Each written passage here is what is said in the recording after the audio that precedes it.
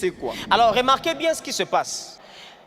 Vous allez voir que dans le schéma qui suit, vous allez pouvoir regrouper clairement quand est-ce qu'on devient chrétien, qu'est-ce qu'on fait après. Regardez, l'élection, je n'ai pas voulu parler de ça.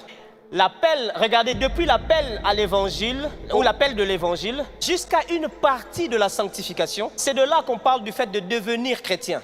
Quand on devient chrétien, mes amis, ce n'est pas parce qu'on a fait un certain nombre de choses. C'est juste le fait qu'on a eu foi en Dieu, on a cru en Jésus. On a eu foi en Jésus, on a eu foi que Dieu veut nous sauver par Jésus. Et l'acceptation de cela nous aide déjà à accomplir ces étapes-là. Ça prouve aussi que devenir chrétien n'est pas d'abord ton travail à toi, mais c'est le travail de Dieu. Vous allez voir que la plupart des choses qu'il y a là-bas, à part peut-être la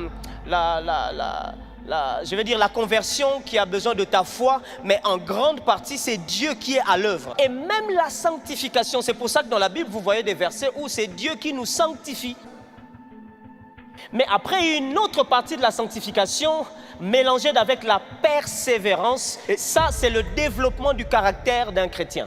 Parce qu'après que Dieu ait fait tout ça, Dieu n'est pas un gourou pour pouvoir nous lobotomiser, c'est-à-dire nous faire de nous des robots. Nous, on n'a rien à faire, tout ce qu'on fait, c'est faire ce que lui, il a voulu. Non, il veut notre part dedans.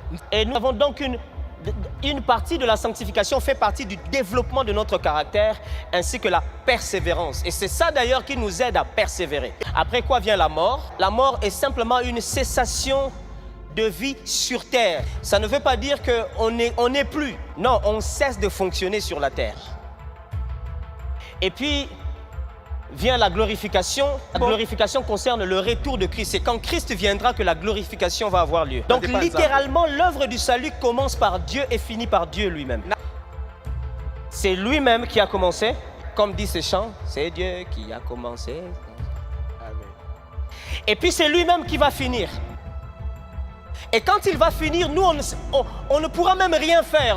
Nous, on est morts. C'est-à-dire que c'est quand Jésus-Christ vient que c'est sa venue qui nous refait faire surface. Alors, le développement de notre caractère concerne une partie de la sanctification et la persévérance. N'est-ce pas que Jésus avait raison en disant que son joug est léger